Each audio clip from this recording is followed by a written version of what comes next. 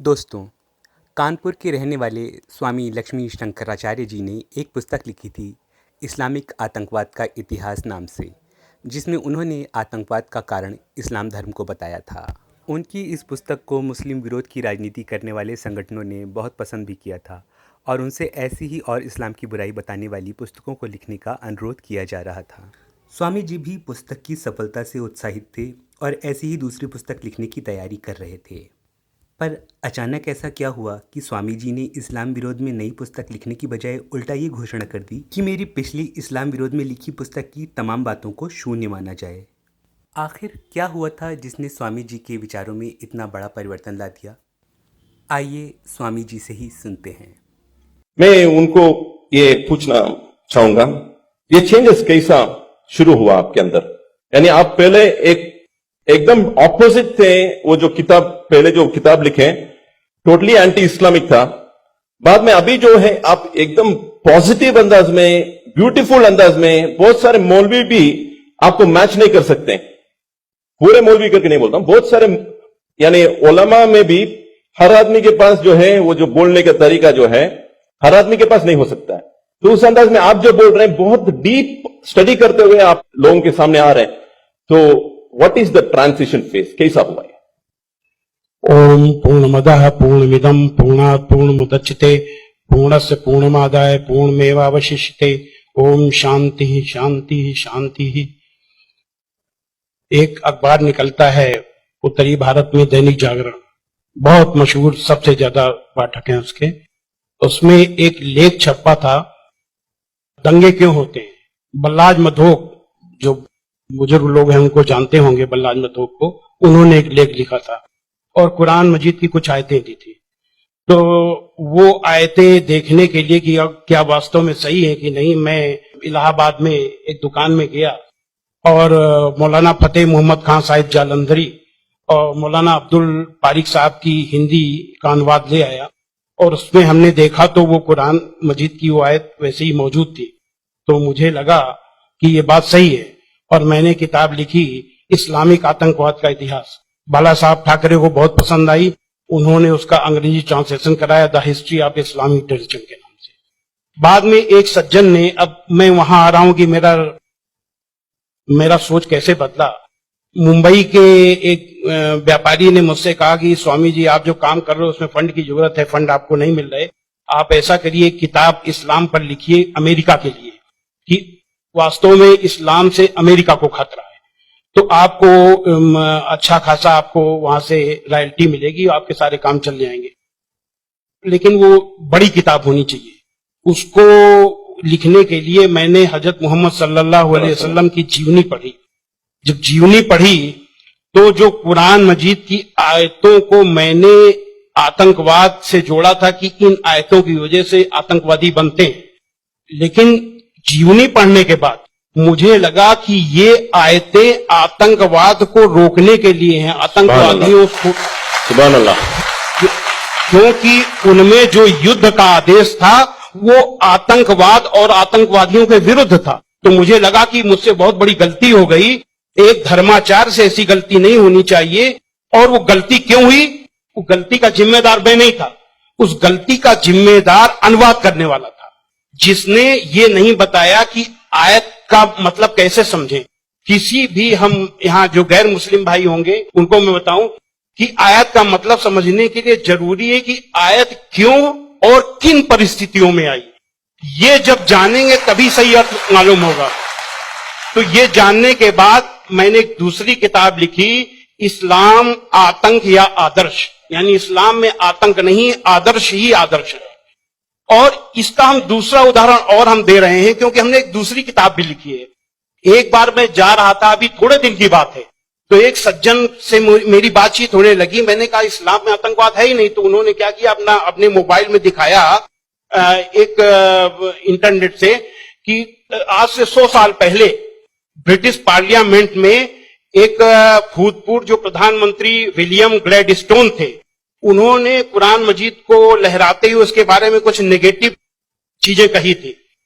तो मुझे बिल्कुल अपनी बात याद आ गई कि जैसे मैंने गलत समझा वैसे विलियम ग्लैडस्टोन ने भी गलत समझा और उसके जिम्मेदार वो नहीं अनुवाद करने वाले थे, क्योंकि उन्होंने सही अनुवाद उसको सही ढंग से एक्सप्लेन क्यों नहीं किया। तो मुझे लगा कि अब इस पर भी एक किताब लिखने की जरूरत है। तो मैंने एक दूसरी किताब लिखी है, कुरान जीने की कला।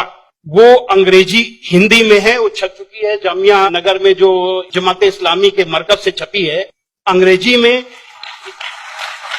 इस्लाम एंड आर्ट ऑफ लिविंग के नाम से अंग्रेजी में भी छपेगी।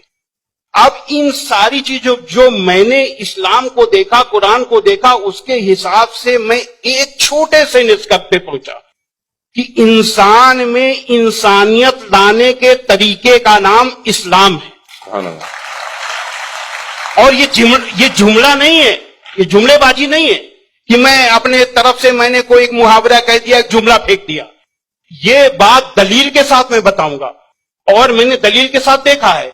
ये इंसानियत के दुश्मन है, काम, क्रोध, मद, लोभ, मोह।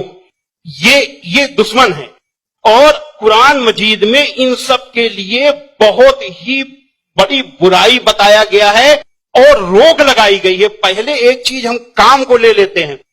काम यानी कि किसी भी महिला को, किसी भी औरत को अपनी बीवी को छोड़ करके, और दुनिया की जितनी महिलाएं हैं उनको अपनी मां, बहन, बेटी समझना, ये कुरान में बहुत ही सख्ती से पालन करने के लिए कहा गया है। अभी तक आप लोगों ने देखा होगा कि जो गैर मुस्लिम भाई हो सुने कि किसी भी मर्द को देख करके औरत को अपनी निगाहें नीची कर लेना चाहिए, लेकिन कुरान का क्या हुक्म है? कुरान के सूरा 24 आयत नंबर 30 में है, ऐ मोहम्मद मोमिनों से कह दो कि वे अपनी गैर जो भी महिलाएं हैं, जो उनको देख करके अपनी निगाहें नीची रखा करें और अपनी शर्मगाहों की हिफाजत करें। यानी जब सुभान अल्लाह, मर्द जब अपनी पत्नी के सिवा किसी को देखे तो आंख न मिलाए उससे, अपनी निगाहें नीची कर ले और मर्यादा में रहे। ये पुरुष के लिए ये बनाया गया नियम, और यही नियम औरत के लिए भी, दोनों के लिए वही नियम बनाए गए। ये नहीं कि केवल औरत के लिए। कहते हैं कि इस्लाम में औरत को दबाया जाता है, लेकिन मर्द के लिए कितना सख्ती से नियम बनाया गया। तो ये काम के लिए कितनी सख्ती की गई।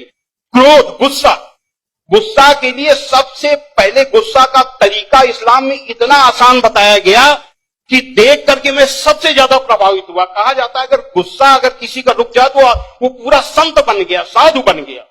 और कितना बढ़िया तरीका इस्लाम में बताया गया, कुरान में बताया गया है कि माफ कर दो, किसी के गुनाहों को माफ कर दो, और जब माफ कर दो तो गुस्सा खत्म। और सबसे पहले ये हुक्म दिया गया पैगंबर को। सूरा 7 आयत नंबर 199 में हुक्म आया कि ऐ मोहम्मद माफी का तरीका अपनाओ और भलाई का हुक्म देते रहो और अज्ञानियों से किनारा कर दो। सबसे पहला माफी का हुक्म अगर आया तो अपने पैगंबर के लिए आया। और ऐसे लोगों को क्या कहा गया?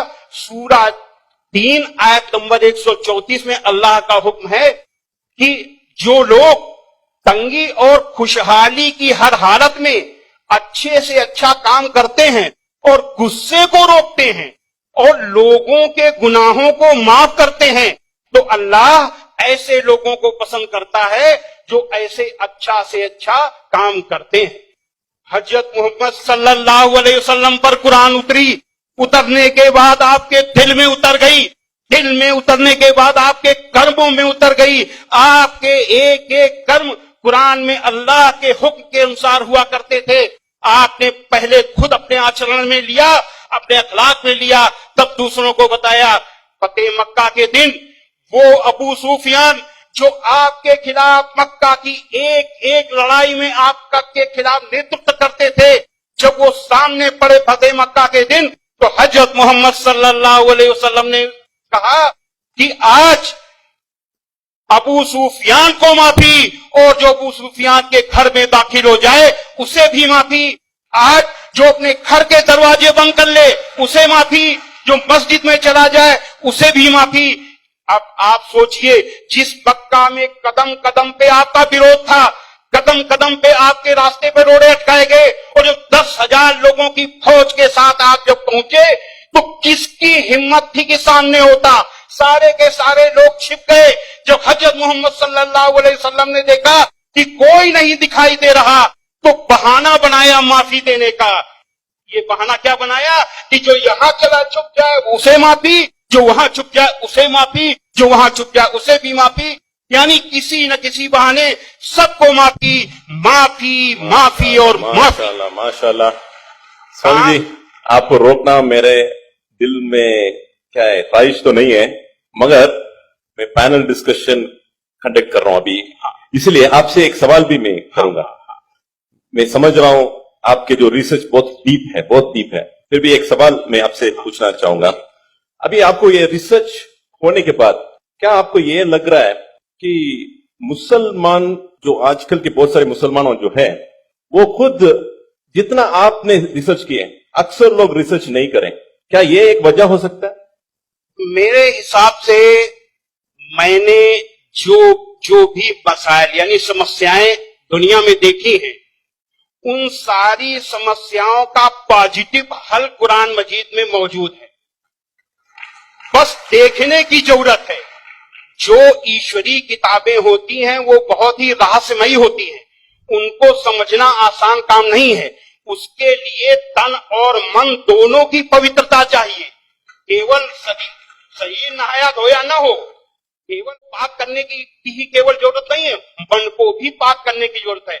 जब शरीर और मन से पाक होकर के आप देखेंगे, समझ में आएगा, आपकी हर समस्या का हल कुरान मजीद में मिल जाएगा।